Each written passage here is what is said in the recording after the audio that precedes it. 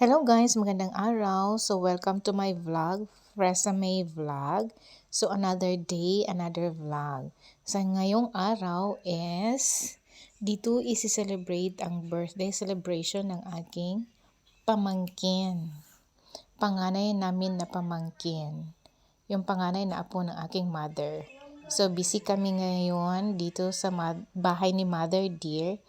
So nagsidatingan na sila ang aking buong pamilya, mga kapatid ko kasama ng kanilang mga asawa at mga anak. So, nag-invite ng kaunti ng mga friends ang aking pamangkin, the birthday celebrant, ngayon dito sa bahay. So, nagsidatingan na sila. So, bibong-bibo na sila dito guys kasi nag-uumpisa na sila mag-video. Okay. So, ayan. Yan yung mga pamangkin kong mga makukulit. So, nag-voice over na naman ako ngayon kasi hindi ko talaga mapigilan ang kanilang mga music. Lalo na sa pag-video ka dito sa bahay. So, ayan. Nakaupo rin ako. O, bibong-bibo na talaga sila dyan. Ginagaya niya talaga ang mga Elias moves. Yung Elias signature dance kumbaga, char. Alam mo naman ang mga kabataan ngayon kung ano yung uso or in sa society, ginagaya yan nila, pinapatugtog nila, or pinakikinggan nila ang mga sikat na ngayon na mga social media celebrity, ma-local man yan or mga international. Diba? So, nakiride on muna ako dito sa aking mga pamangkin guys. At saka may lumabas-pasok dito sa sala namin. Ayan, nakikita yung paa, charot. Kasi yung isa kong kapatid muna ang nagluluto doon sa aming dirty kitchen. So, pagkatapos niyang magluto ng sutanghon gisado, ako na naman ang magtuka sa pag-iihaw ng tuna belly. So, maliit lang kasi ang aming dirty kitchen. So, isa-isahan ang pagluluto doon sa dirty kitchen. So, hindi pwedeng pagsabayin ang dalawang potahe na ulam na aming lulutuin doon sa dirty kitchen. So, ayan. Nagkantahan pa dito sa aming sala. O, ayan na. Yung mga Elias moves nila ng aking mga pamangkin. So, ayan. Yung iba nagsipagkantahan, yung iba naman nagchika-chika, nagsisigawan kasi mayroong inuutos na ayaw naman magpautos, so wala talaga kaming magagawa. So, ganun talaga. Yung iba naman naglalambingan, yung mga anakins ng aking kapatid na mga maliliit na ang kukulit talaga. Pero masaya kami dito sa bahay guys ngayon kasi dito man sineselebrate ang birthday celebration ng aking pamangkin. Si Mother Dear dumaan. Nag-say hi siya sa kanyang mga apo. Kasi kararating lang kasi ni Mother Dear at saka ng aking auntie galing sa simbahan. Kasi meron kasi silang meeting doon sa simbahan. So, kararating lang ni Mother Dear. So, habang nagkantahan or nag-video dito sa loob ng bahay, naghihintay talaga ako na ipasa sa akin ang microphone kasi eager na rin ako magkanta ng aking paboritong kanta, charot. So, tumayo na ako niyan kasi pupunta na ako doon sa kusina. So, nandito na sa kusina si Mother Dear at saka ang aking auntie. Busy si auntie, naghuhugas ng pinggan kasi bumalik na kasi ang daloy ng tubig. So, kailangan niyang magmadali maghugas ng pinggan kasi ang dami talagang hugasin. So, yung kapatid ko naman ay nagpe-prepare ng mga ricados para sa kanyang lulutuin na sutanghon gisado. So, ayan si auntie. Nagkatambak talaga ang mga hugasin. So, yan ay spaghetti. Ang nagdala ng spaghetti ay aking isa kong kapatid. Kasi ang kaganapan kasi sa birthday celebration dito sa bahay ni Mother Dear is kanya-kanyang dala ng mga food. So, nag-food sharing ang aking mga kapatid. So, ayan. So, nagluto ako kanina ng adobong kal na manok. So, nag-umpisa na pala dito ang aking kapatid na mag-isa sa kanyang seasoning ingredients para sa kanyang sotanghon gisado. Masarap kasi magluto ang aking kapatid guys ng mga ganon klase na pagkain. Pansit, gisado, ganon. Marunong din siyang magtimpla. Ang sarap talaga ng kanyang luto, promise. At saka ngayon naman ang kanyang niluto ay sotanghon gisado kasi yun ang request ng birthday celebrant. So habang dito sa hapagkainan nilapag na nila ang iba pang mga pagkain. So ako naman dito ay nagpe-prepare na rin ako ng pang-ihaw para sa tuna belly. So ako ang nakatuka ngayon na mag-ihaw ng tuna belly. So ayan. Tingnan mo naman ang aking beauty, charot. So natapos na palang nagluto ng sotanghon gisado ang aking kapatid. So pinapasok na niya doon sa loob ng aming kusina. At hinayaan niya muna na lumamig.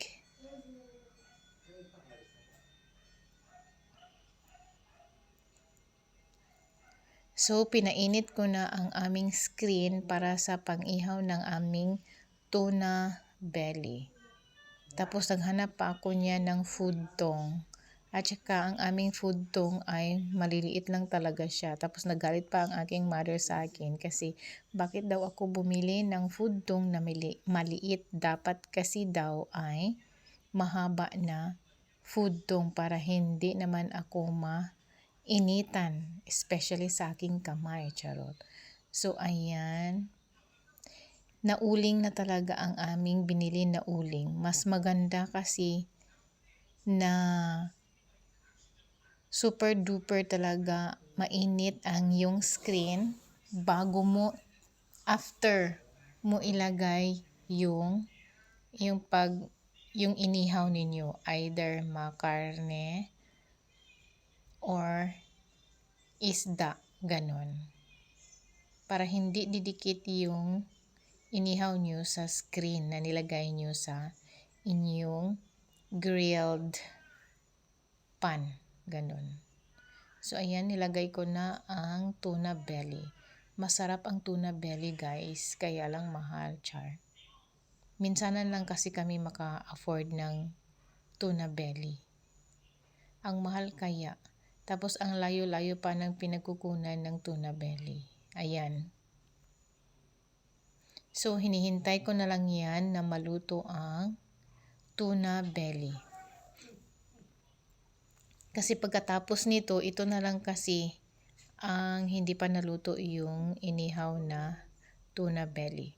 So, ayan, nagpe-prepare na ang aking kapatid. Ilagay niya sa kanyang paglalagyan yung sotanghon gisado. At dito naman sa malaking kaldero, pinainit na ng aking mother ang rice. Kasi kaninang hapon pa kasi niya yan sinaing. So parang lumamig na. So kaya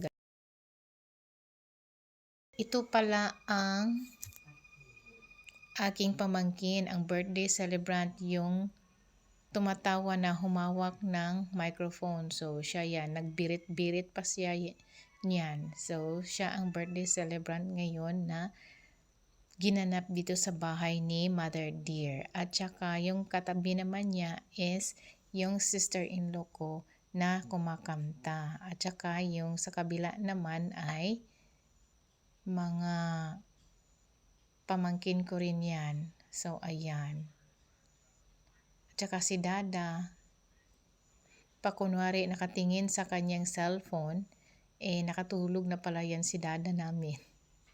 So ayan, ready na talaga ang mesa. Kulang na lang yung inihaw na tuna belly at saka yung sotanghon gisado. So ayan, nandito na sila sa hapagkainan. So mamayang konti kakain na rin kami. At saka nagsidatingan na talaga ang iba ko pang mga kapatid. So dito pala sa kusina, tahimik lang na gumagawa ng kanyang veggie salad ang aking pamangkin. Kasi para yan kasi sa kanyang everyday yan kasi gumagawa ng mga salad dressing and everything, yung mga gulay na pagkain.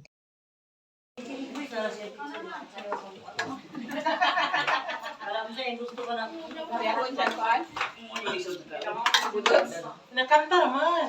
Kanta na lagi mas. Sayaw kanta. May face up sa may face up. Face up sa face up. Kaya man, ready.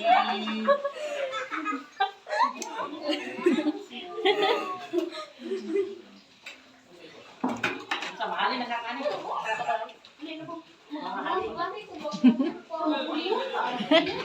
Sila sa hagdanan.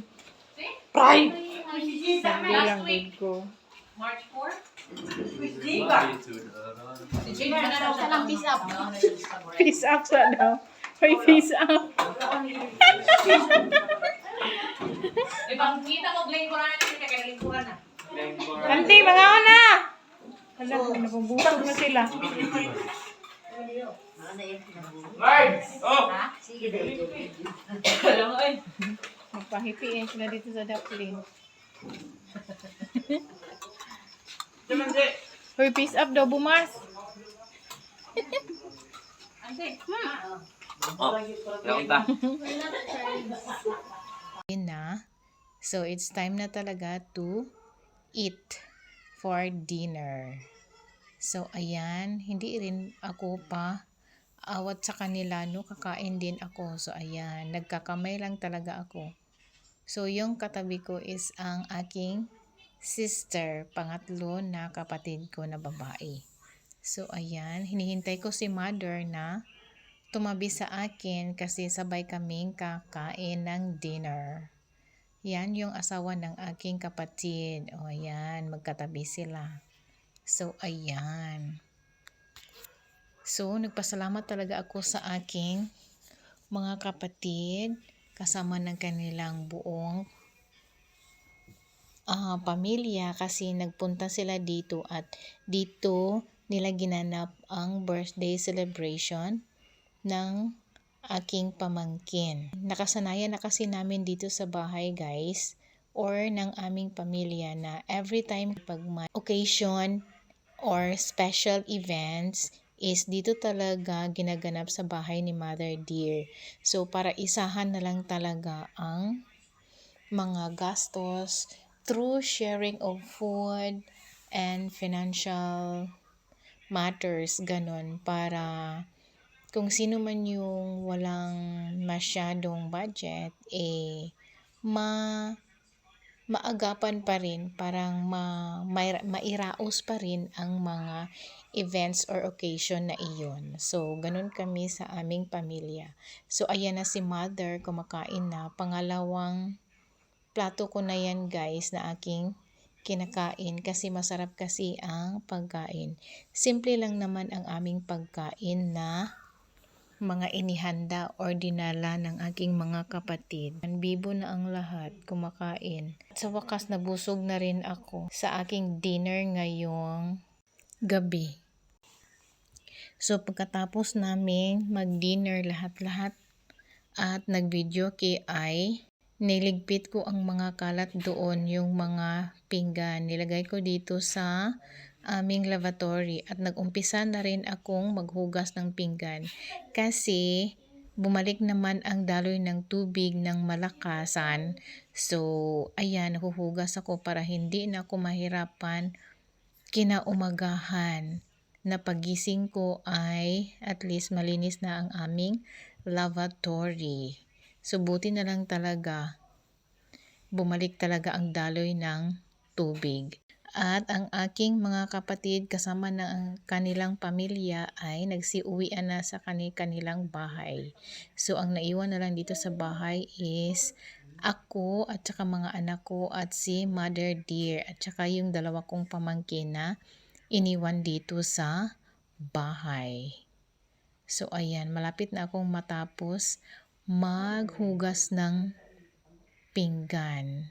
So ayan, natapos na rin ang aming birthday celebration dito sa bahay ni Mother Dear.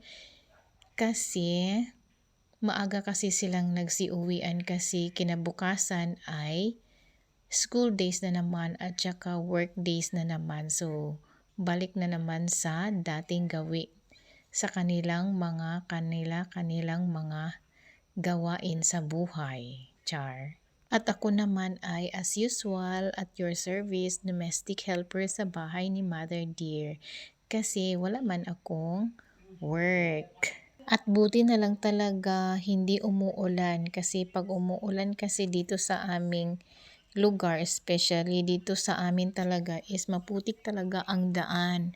Pag umuulan, lalo na pag malakas, ang daan namin is parang sapa talaga. So nahihirapan silang umuwi lalo na pag walang sasakyan. So buti na lang talaga hindi umuulan.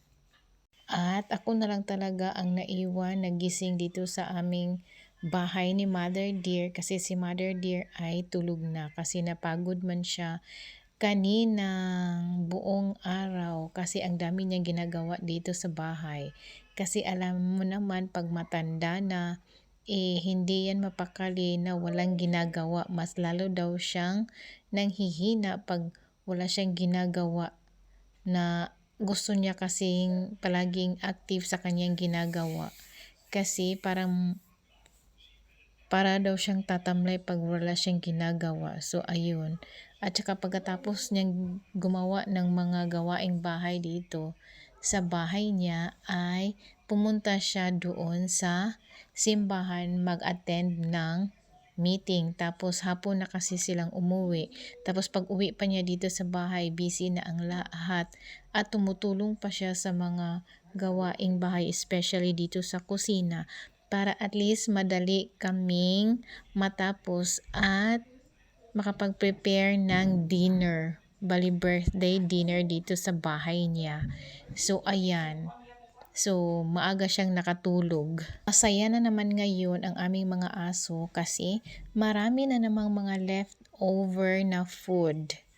O, di ba? Minsanan lang kasi ang aming mga aso dito kumakain ng pangmaramihan talaga.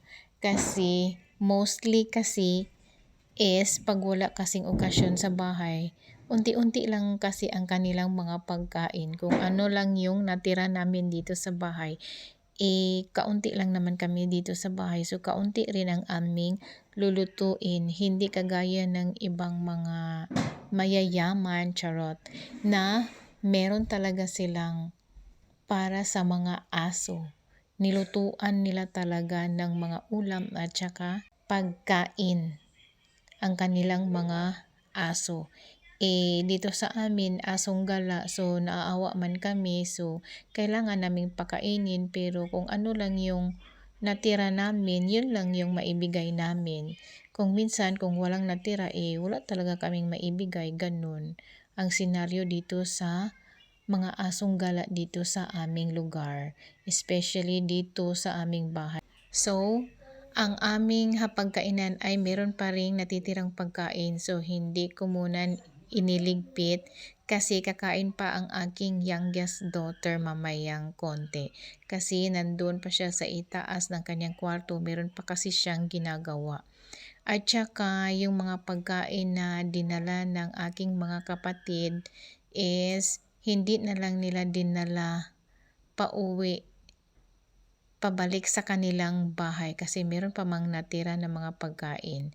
So, yun ang aking ililigpit na mga pagkain mamaya. Pero yung anak ko na lang siguro ang gagawa noon kasi napagod na ako. Parang gusto ko na talagang matulog kasi pagod na rin ako sa mga gawain ko mula umaga hanggang ngayong gabi. Marami na naman kami ngayong mga leftover na mga pagkain para bukas na pagkain. So, hindi na ako magluluto ng ulam at saka rice bukas ng aming breakfast. So, nalibre na naman ako ngayon sa mga pagkain. So, makabudget na naman ako for the week, charot. Nagbo-budget talaga ako guys kasi kung ano lang kasi yung binigay sa akin ng aking mga kapatid na mga financial, yun lang din ang aking pagkakasyahin for the week kasi wala man talaga akong work or source of income. Kaya nagsisipag talaga ako sa aking YouTube channel na sana pagpalain pagdating ng panahon na ako ay ma-monetize dito sa YouTube channel ko na ang aking YouTube channel name ay Fresame Vlog. Please po subscribe and share, like and comment po sa aking mga video. Maawa na po kayo sa akin. Please support me po. At salamat po sa inyong panunood ng aking mga video. So ayan, naglilinis na lang po ako dito sa aming lavatory kasi tapos na po akong maghuhugas ng mga pinggan and everything dito sa aming lavatory. Hinugasan ko na rin ang aming mga maiitim na kaldero.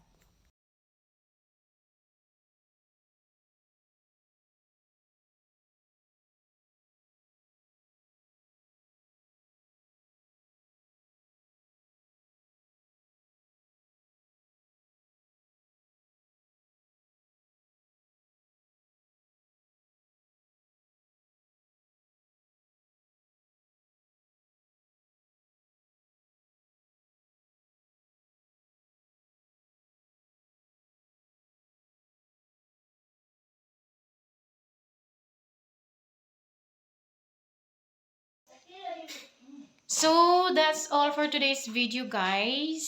Thank you for watching. Nagsiuwian na kasi ang mga bisita namin dito sa bahay. Actually, pamilya ko lang ang bisita na dumating dito sa bahay. Kasi birthday ng aking pamangkin. So, eldest na pamangkin namin. So, diri nila hineld ang kanyang birthday. So, actually, ang kanyang birthday is March 4, pero Sunday, ginanap ang celebration ng kanyang birthday. So, ayan na lang ang mga leftover namin na food. So, kumakain ng aking anak. So, siya ang in charge sa mesa ng magligpit ng mga kalat and everything. So, ayan. So, gabi na. It's already 9 o'clock in the evening. So, that's all for today's video, guys. Thank you for watching. Bye.